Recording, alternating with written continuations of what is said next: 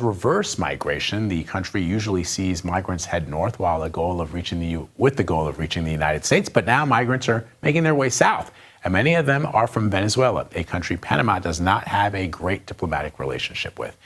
CBS News correspondent Lily Luciano joins me now from Studio 57.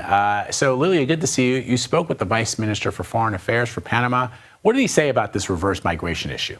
Well, Vlad, as you know, I like to look at the issue of immigration throughout the whole region. Tonight on the CBS Evening News, I'm talking to DHS about the Trump policies that are actually pushing this movement of people who used to go north, now moving south. Let's listen to what Vice Minister for Foreign Affairs, Carlos Ruiz Hernandez, told me, and I'll bring more context into that.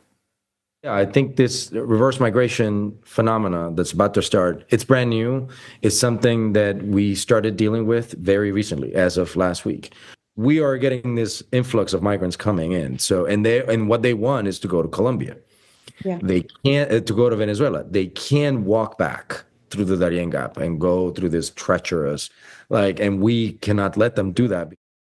So here's what's really interesting, Vlad, in particular to Panama. Panama does not have a diplomatic relation with Venezuela. The majority of the people that they're encountering, he says hundreds of people now in their northern border. It used to be people coming from the south, from countries like Venezuela, up towards the U.S. Now they're coming back. He says it is because of the Trump policies. It is because of the deportation. It is because of the loss of the CBP-1 app that gave people a possibility, an opportunity, and an appointment to make their case for asylum. They don't have a diplomatic relation with Venezuela, so they cannot repatriate people to Venezuela. They're trying to send them to Colombia and have the migrants cross from Colombia to Venezuela. But Colombia is saying we're dealing with our own deportees. We are dealing with our own issues. We're not going to be receiving Venezuelans from any country, not from the U.S. and not from Panama. So Panama is trying to figure out, what to do with the people who are trying to return now to their country. So let me ask you a question. Did the Vice Minister for Foreign Affairs address the 300 or so migrants sent from the U.S. that were reportedly stuck in a Panamanian hotel? He did. I asked him about that. And I also asked, is this going to be a trend? Are you going to be repatriating a lot of immigrants from the U.S.?